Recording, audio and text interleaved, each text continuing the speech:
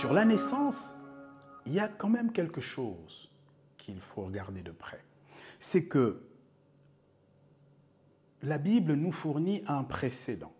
Dans Genèse chapitre 6, versets 1 à 7, où nous voyons l'œuvre ténébreuse d'esprits célestes, disposant donc d'un corps céleste, qui ont délaissé, abandonné la gloire de leur position pour descendre sur la terre,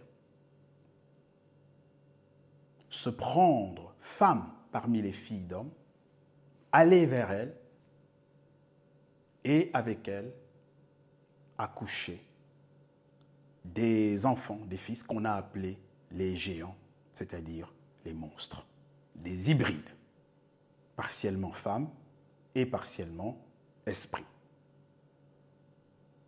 Donc des humanoïdes. Et ils l'ont fait, ces esprits, dans le but de neutraliser, de rendre nulle et non avenue la sentence divine rendue dans Genèse 3, 15, au soir de la rébellion. Que dit Genèse 3, 15 et que dit en substance Genèse 6? Genèse 3, 15 dit, là c'est la sentence qui est donnée par le Très-Haut au serpent ancien, à Satan, au diable, je mettrai inimitié entre la femme et toi, entre ta postérité et sa postérité écrasera ta tête, tu lui briseras, tu lui mordras le talon. Genèse 3, 15.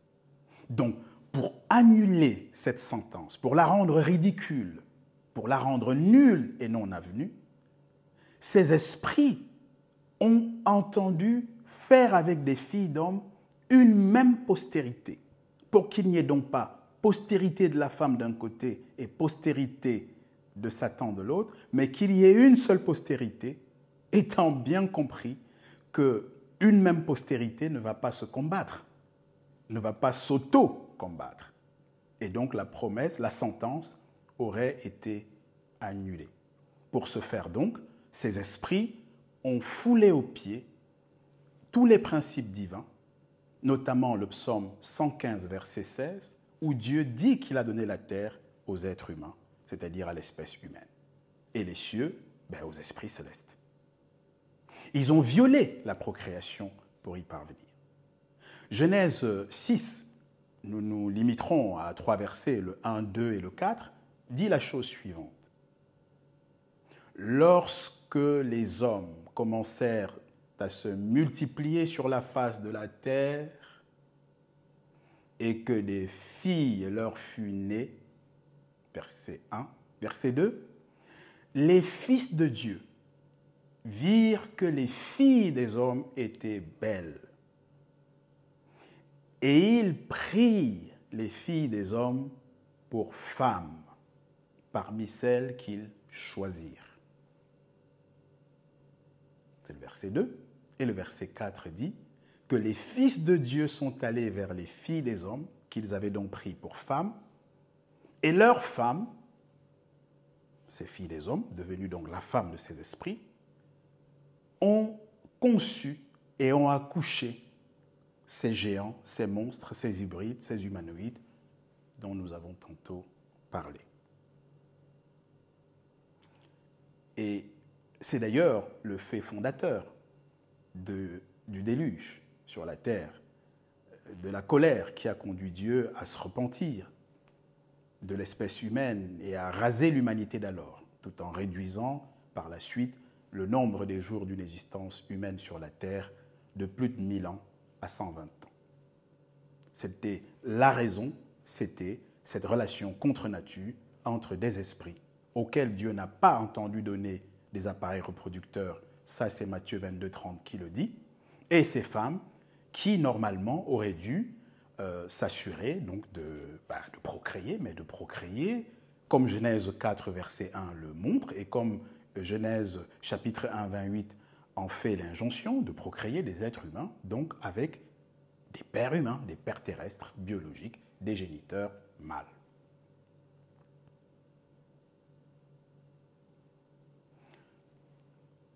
Ce précédent constitue une jurisprudence pertinente. Et si elle est une jurisprudence pertinente, c'est parce que c'est le véritable Christ lui-même qui l'a décidé, qui le dit. Dans la mesure où, dans Matthieu chapitre 24 au verset 37, répondant à la question que lui posaient les disciples au verset 3 du même chapitre 24, les disciples lui demandaient, ils étaient venus à sa rencontre sur le mont des Oliviers, mais maître, quel sera le signe de ton avènement, de ton retour, de ta deuxième venue? Et donc au verset 37, parmi les réponses qui leur fut données, de la météo de l'avènement du Fils de l'homme, de sa deuxième venue, il est écrit, il arriva au temps à l'avènement du Fils de l'homme, ce qui arriva du temps de Noé. Donc, ce qui arriva du temps de Noé arrivera de même à l'avènement du Fils de l'homme. C'est texto, in extenso, ce que dit ce verset, chapitre 24 de Matthieu, verset 37. La question est, pourquoi le véritable Christ éprouve le besoin, l'urgence de renvoyer, de prescrire l'attention de notre génération de la fin des temps de la fin sur ce qui s'est passé du temps de Noé? Pour le dire autrement, qu'avait ce qui s'est passé au temps de Noé de si important, de si singulier, de si commun, en lien avec le Messie et en lien avec son deuxième retour, pour qu'il flèche les regards dans cette direction-là, en disant, ça sera là un des points de la météo de ma venue, ça sera un des signes. La réponse à cette question est, au temps de Noé, ce qui s'est passé, c'est ce que nous avons expliqué il y a un petit instant, c'est-à-dire que des femmes, des filles d'hommes, sont devenues des femmes des esprits dans le cadre de relations contre nature. Et au lieu de procréer des êtres humains ordinaires comme vous et moi, ils ont plutôt procréé des êtres hybrides, des humanoïdes, qui sont des géants, qui sont des monstres, qui ont donc conduit à une colère spectaculaire et inconsolable du Très-Haut, du Créateur, au point qu'il a rasé l'humanité d'alors, qu'il a réduit la durée de l'existence humaine sur la Terre à 120 ans en comparaison aux 1000 ans, aux plus de 1000 ans d'avant, et qu'il a également submergé la Terre du déluge, d'inondations diluviennes. Voilà donc ce qui s'est passé du temps de Noé. Il ne faut pas confondre la cause et les conséquences. La cause, c'est cette relation contre nature dont la conséquence a été que la femme et des esprits ont donc créé une postérité commune qui n'est pas l'image de Dieu. Car souvenez-vous, dans Genèse 1, 26, l'être humain qui est sur la terre est à l'image de Dieu. Autrement dit, l'homme originel, l'homme original, l'homme premier, c'est Dieu lui-même, et ce n'est pas Dieu ou le Messie qui est à notre image, c'est nous qui sommes à son image, et d'ailleurs, plusieurs textes sont là pour le prouver, notamment 1 Pierre chapitre 1, le verset 19 et 20, qui explique que avant la fondation du monde, le Messie, en fait, est l'agneau. Mais ne nous écartons pas de ce sujet. La question qui se pose à présent, c'est en conformité avec la prophétie du véritable Christ dans Matthieu 24, 37, puisque nous sommes à la fin des temps de la fin, puisque nous sommes à la veille du second retour du Messie, du véritable, est-ce que ce qui arriva du temps de Noé est mêmement arrivé au moment, à la veille de l'avènement du Fils de l'homme, est-ce que nous pouvons retrouver ce qui s'est passé du temps de Noé de nos jours? Là est la question. Et la réponse est oui. Ou si vous préférez, hélas, oui, 3 fois oui. Qu'est-ce qui s'est passé du temps de Noé et qu'est-ce qui s'est passé dans notre temps et qu'est-ce qui est en vigueur dans notre temps? C'est que dans notre temps, nous avons, dans Luc chapitre 1, en ces versets 26 à 38, dans Matthieu chapitre 1, versets 18 à 25, nous avons une reproduction mimétique de ce qui s'est passé dans Genèse chapitre 6, les versets 1 à 7. Mimétique, textuelle, une reproduction à singer, on ne ferait pas mieux. Nous avons un esprit qui va avec une femme, en l'occurrence une jeune et vierge, et de cette transaction virginale, puisqu'elle est jeune et vierge à la conception de son enfant et à sa naissance, naquit un enfant, un hybride, un humanoïde, émasculé parce que n'ayant pas de père biologique charnel qui lui aurait procuré le chromosome Y qui permet à un fils d'être un mâle ou à un garçon d'être masculin, car il n'y a de fils que mâle, de garçon que masculin.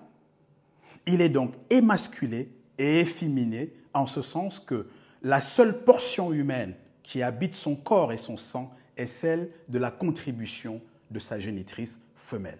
Et il n'y a pas de contribution paternelle, biologique, humaine, charnelle.